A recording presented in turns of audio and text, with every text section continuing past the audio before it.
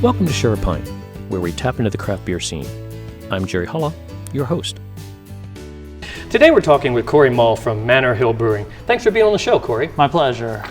Manor Hill was the first farm brewery in Howard County. What unique challenges did that present?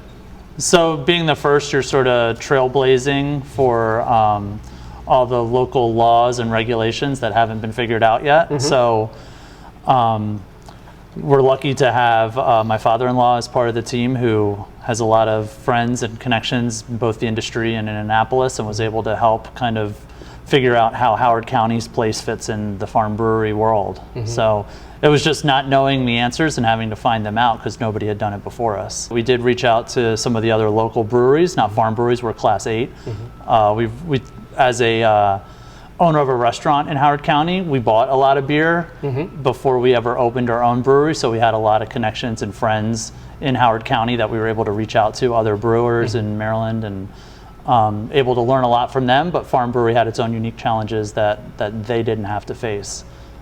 So we learned what we could from the friends and those in the beer community around us. What might be one or two of the challenges that are very specific to a farm brewery that a standard brewery wouldn't run into? So one of the biggest ones that we face specifically here in Howard County is our local zoning restrictions, which limit us to only 50 visitors at a time at the brewery. So in order to manage and handle that situation, we've added a reservation system. It's not ideal. A lot of people think of breweries as a very low-key kind of pop in and grab a beer whenever you want to. But when we first opened the tap room, we didn't prepare for the pent-up demand to visit our tap room that had existed at the time. And we quickly found out that there were going to be more than 50 people here at a time if we didn't figure out a way to manage that. So we implemented that reservation system solely to make sure that there weren't more than 50 people here, and to make sure that if people did plan to come here, they weren't turned away because we were at capacity. Yeah, so, I was always going to ask if there was any, and I'm sure there were instances where you ran into it where, you had people that didn't know and showed up without reservation. And, I've been here a few times, and, I was one of those things where I had looked ahead of time and so that I knew. So I'm prepared when they're like, hey, do you have a reservation? Or if we start your tab, they check and say, hey, you're good, don't worry about it. But did you have any instances where you ran into people that didn't know, and did it present any problems, or how do you work around that? So similar to, we've kind of likened it to airlines and hotels, where there's no shows and there's cancellations, and there's people that might come for a half hour and then leave, and then some people show up a half hour later. So we figured out kind of that magic number to make sure that we had a buffer, so people that do walk in or people that come in just for to-go sales, that kind of constant in and out doesn't impact the 50 person, and it keeps everybody that wants to come here that can stay here, so we don't have to turn people away. We really haven't had any unfortunate instances where we've had to send people away because we were at capacity, because we've been able to manage that buffer and allow for some of that kind of folks that still haven't been trained, I guess, for lack of a better word. Yeah. Well, that's good though. I mean, because again, you've now overcome an obstacle that, again, a lot of people aren't going to run into something like that, and so they wouldn't understand the challenges that could present and what that could do for, the public opinion if you'd were turned away because they didn't know. But it's great that you guys found a way to work through that obstacle and within the zoning laws you had. Yeah, it's taken us a couple years, and again, it's not ideal, but it's the world we live in, and it's the laws that we're bound by. So we figured out how to kind of get by on them. Yeah. Great. Awesome. Well, we talked a little bit before about the fact that Tom Barse over at Milk House Brewery, they were the first farm brewery in Maryland. Did they help you with any unique challenges of being a farm brewery that you might not have had another model to go to ask for? So of course, I mean, we're good friends with Milk House. We attend their festival every year. We pour at their event. They have a big one on their farm every spring. And so when we started the process, we actually started the process around the same time as everyone else in the state. It just took a little longer for local legislation to kind of match what the state had provided. So Tom was ahead of us, and as we're kind of getting up to speed and starting to build out our brewery, we certainly reached out and asked questions about his interpretation of the farm brewery legislation for, growing crops and what you need to do to adhere to that, and the different rules that apply at the state level, because the county level, like we just said, is so different and unique to Howard County versus I think they're in Frederick County. So we had our own unique challenges that we just had to figure out ourselves, and talk to zoning and planning directly or the other local legislators, but from a, like, how are you guys dealing with this as a farm brewery? For sure, they were very instrumental in helping us figure that out. Okay, great. Well, as a farm, you grow a number of your own ingredients, one of which is hops, and I know there's 4 different hops that you grow. So maybe tell me a little bit about the hops you grow, and then how they play a role, as well as the other things that you produce here, how they find their way into your beers and how you use them. Yeah, so the 4 hops that we grow, we have 2 1/3 acres of hops in the field out front, and it's Chinook, Cascade, Nugget, and Centennial are the 4 varieties. They're the hardiest, they're the most well suited to the Maryland climate. Now, it's not an ideal climate still, and the University of Maryland School of Agriculture is heavily involved in helping farms, and we've reached out to them, and they've been by to help us figure out kind of what it's going to take for hops to survive in this climate. I think Flying Dog has a really strong relationship with them as well. So we're still kind of figuring out what hop farming is all about, because we have some good years and then we have some not so good years, and we still, when we harvest, we still pelletize our hops. We send them off to get kilned and dried so that we use them in our recipes in that capacity, as opposed to the fresh hops, just because our recipes call for the hop pellets as opposed to fresh hops. But what we've started doing more of, so that we don't have to rely on the erratic hop crops, is using our corn. So there's 14 acres of corn just in front of all the hops. Okay. It was just harvested this week. We use that in our Pilsner, and we have a silo now that was added this week, so that's non-GMO corn that is harvested and then put in the silo, and that corn is used in our Pilsner. It adds some sweetness and body in the Pilsner, and then we use it in a couple other beers throughout the year, but namely our Pilsner, which is now our number 2 brand in our portfolio. Okay. And then we'll do small barrel or special projects that leverage the fruits and vegetables and herbs from Mary's garden. We send a lot of that stuff to our restaurants, but whenever there's a particularly large batch of blackberries or blueberries that's worth putting in a beer, or that we have enough that the restaurants don't take it all, then we hold some back to be able to use here.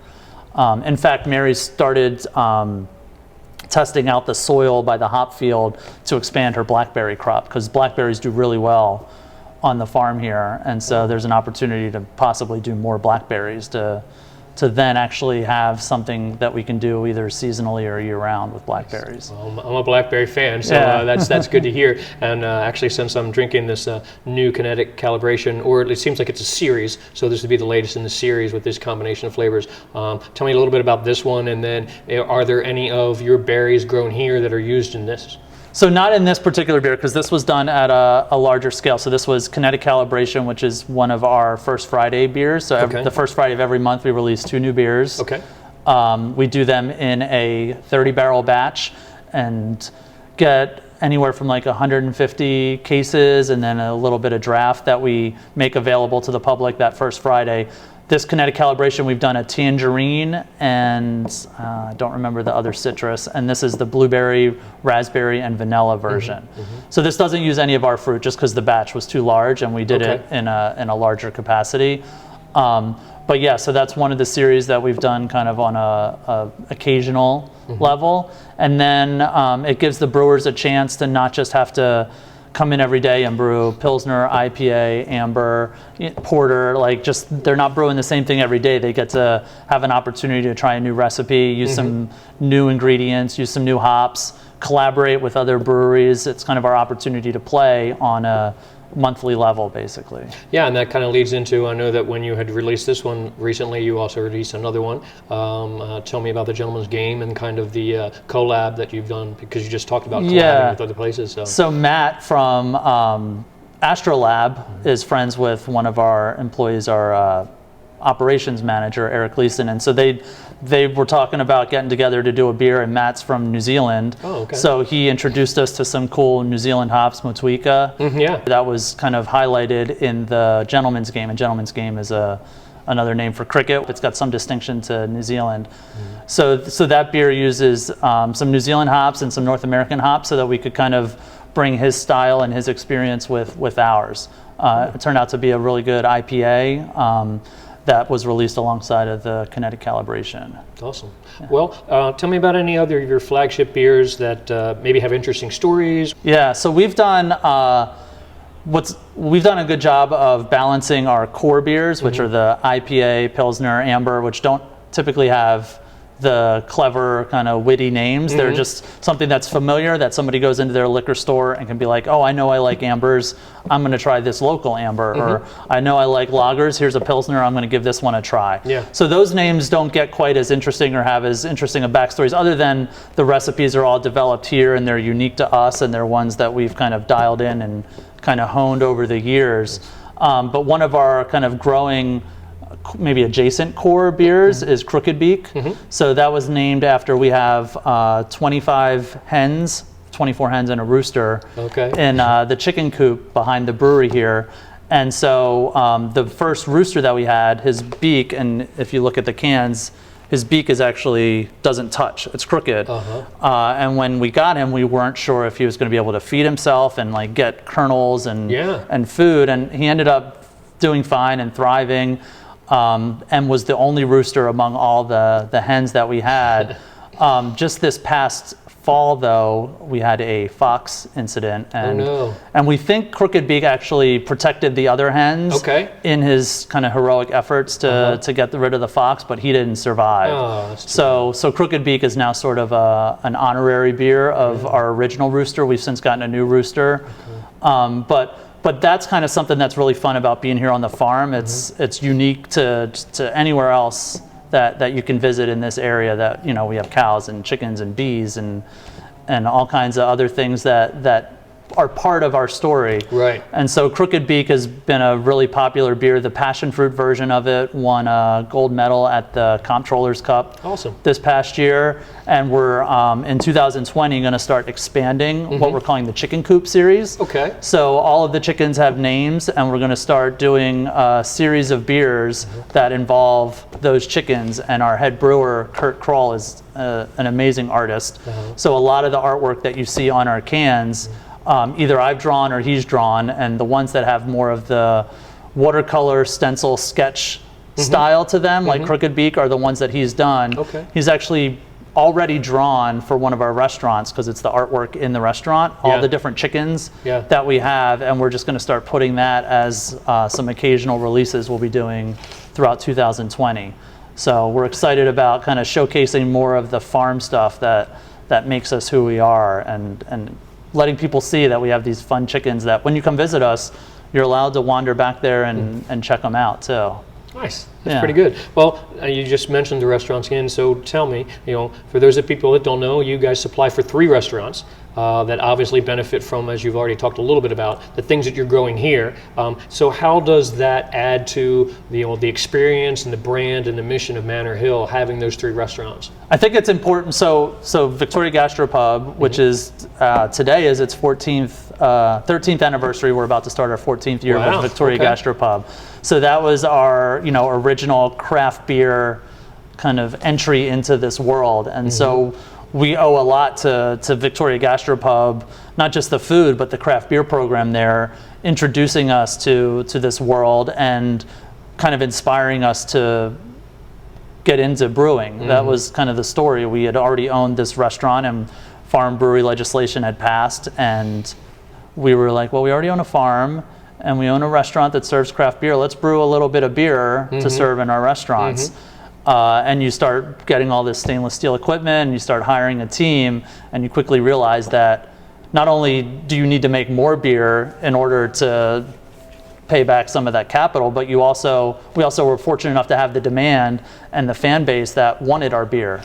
So that's kind of how we organically grew, from initially thinking we were just going to brew a little bit of beer to serve at our restaurant, to then, actually brewing beer in a full production capacity. I have been to that one before. A friend of mine loves that place. Loves that place, and actually turned me onto it. And you're right. On top of being a really nice restaurant with some quality food, they have a really good craft beer selection. And so I can kind of see where your hand and fingerprint of not just your beers in particular, but what you guys like and what you guys want to put out there for the community to try. Clearly, that's a place where people can go and enjoy that. Yeah. So Victoria Gastropub was our when we did our launch party and when we released our beer, we were lucky to have a place like that we could tell all of our regulars and all of our guests, hey, our beer is going to be here, June of 2000 and, well, the launch party was, I think, earlier than that, but in June of 2015, because 2020 is going to be our 5-year anniversary. Awesome. So it was great to have that outlet. And then since then, since we've opened the brewery, we actually opened Manor Hill Tavern in Old Ellicott City. And that served a great purpose as being an extension of our tap room. So they have just our beer on tap, which is great because with this place only open 2 days a week and having zoning restrictions, we're allowed to kind of tell people about Manor Hill Tavern as a possible place to go and get some of our more limited release beers and kind of get some of the smaller batch stuff that you might not see out in the marketplace, because Manor Hill Tavern serves as that sort of extension of our farm. Yeah, okay. And then the most recent restaurant that we opened, Food Plenty, which is just a couple miles down the road, because of its proximity, actually benefits from most of the fresh ingredients from the farm. So when we have vegetables and berries in season here, it's 4 miles down the road, so they get a lot of it. And nice.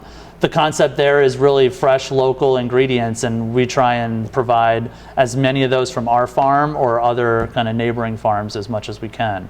So all 3 restaurants, and all 3 carry our beer, obviously, but also have like a very unique kind of place in the farm story. And we tried to make sure that they didn't kind of take away from each other. So you could visit all 3 of them in a week and not have the same meal and not have the same experience, but all connected by Manor Hill and our family. That's great. That's great branding and obviously foresight from the business of how you, that's cool. Yeah, that's really and keeping them nearby, make sure that we're able to check in and stop by, and it's a lot of work to run a lot of restaurants, so having them close in proximity allows us to share staff and allows the owners to be present and be involved and be, meeting our guests and stop by and say hi to them when they're eating their dinner, so they know when we say we're family owned, we're there, we mean it. We're not just, they see you enough to know that that's not just a catchphrase. Or exactly. That's great. Well, we talked a little bit earlier about probably one of the bigger challenges with being in a rural community was that zoning law and how it affects having to have reservations and how many people you have here. Are there any other particular challenges of being in a rural community that you face that maybe other breweries don't? Because a lot of times you'll see breweries in more of an industrial park or isolated area, and clearly with a farm brewery you can't do that. So being connected to your neighbors in your community, how do you balance that? Yeah, and I think it's the challenge also is an opportunity for us. So the challenge is that we're off the beaten path, secluded. I often say to people, if you're not looking for it, you wouldn't know that we exist. Manor Lane isn't like a major intersection. 108 gets pretty far west in Howard County, so folks that are in the more kind of densely populated areas might not venture out this way quite as often. So it's not something that has signage out off of the highways or signs that say turn left here for Manor Hill. So finding us can be a bit of a challenge, and people, even once they turn, you still have to go 1.5 miles back the road until it like opens up on a farm. But once you get there, it's like that hidden gem that you didn't even know existed in this area. Yeah. So it's kind of like that, you found it, and then it's that little pot of gold at the end of the rainbow that they found. So it's a challenge, but it also does present us with something that's very unique, and people that know about us and know where we are, it's easy for them to recommend and give the word of mouth, because like, no, trust me, just keep going down that road, and then you're not lost. Then you'll see it, and it's a beautiful space, and it's a great view, and they have good beer, and so we feel like that while we're not in the densely populated office parks and the areas where people can walk to us and people can quickly Uber around, we feel we offer some other things that hopefully more than make up for it. Absolutely, and I know that remembering how I found this place and all, and it was a little bit of a combination of using Untapped and kind of searching for the area, but being at some other places in the area as well, and they were like, "Hey, have you been to Manor Hill?"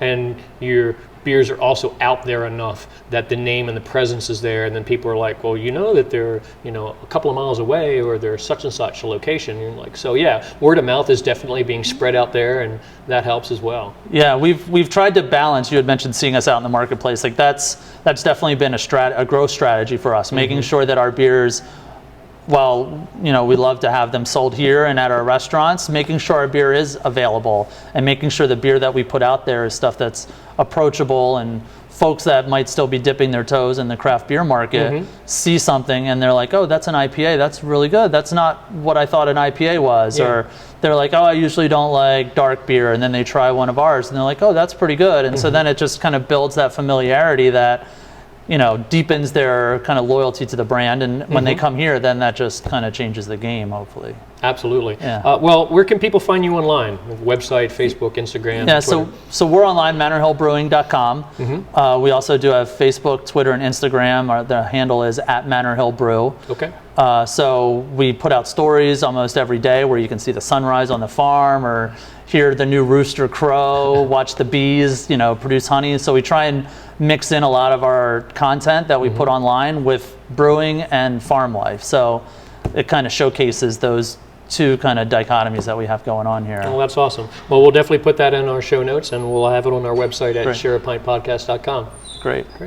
Well, we've learned about the brewery. Let's get to know a little bit more about you, Corey. Tell me about your role or roles that you play here in the brewery, and even with all the connected things that you're saying with the restaurants and that kind of stuff.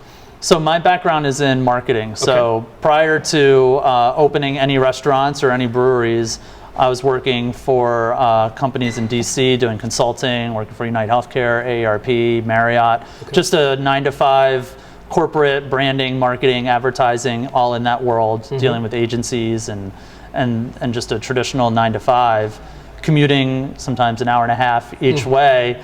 And as the first restaurant was open, Victoria Gastropub, nights and weekends or on the side, I'd start helping them with promotions of events, or when they were doing pint nights, help them with how to publicize that, help them with social media, just doing what I knew from my corporate world, but at this very different level in this very different industry. And as the brewery came on board, same thing, started helping with the labels. Kurt, like I mentioned, draws a lot of our labels, but they still need to be kind of submitted to various agencies. They need to have a certain look and feel and to have a consistent brand image. So helping to develop what is our brand going to be, what kind of parameters are we going to work with Lynn as we develop Manor Hill and as it grows. So my demands for working at the brewery and the restaurants became more and more in that marketing capacity, that at one point just the table turned and I had to leave my job in DC and come on board full time. So I'm chief marketing officer for the 3 restaurants, the brewery. We also own a production company and a couple other small side businesses just to keep us busy.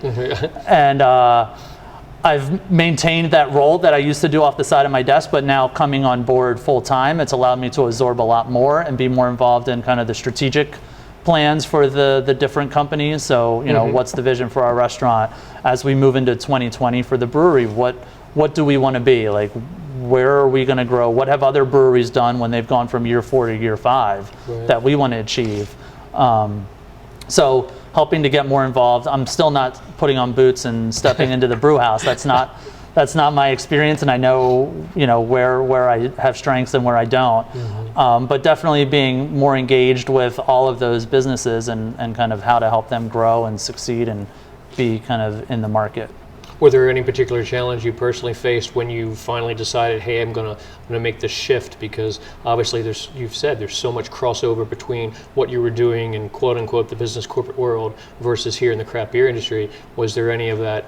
Do I really want to make this leap? Is this the right leap? People saying, hey, that was a great choice, but why are you doing that? People that maybe didn't understand. I mean, how was that decision for you personally in that transition? Yeah, so my wife is the CFO of the organization. Okay.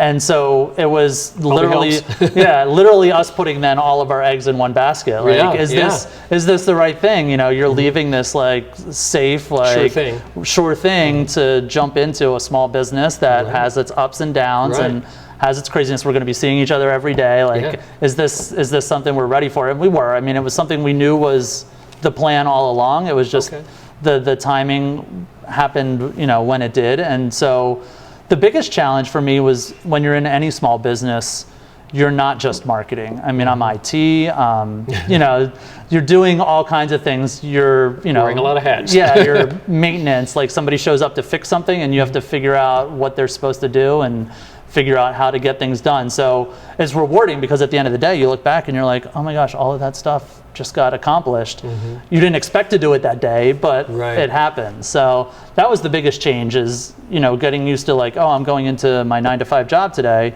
and I know exactly what I'm going to be working on, and then I'm going to hand it to someone else who's going to do their part, and you're like a cog in a big corporate wheel, and now all of a sudden it's like, no, I'm just doing it, and if it's going to get done, then I have to do it.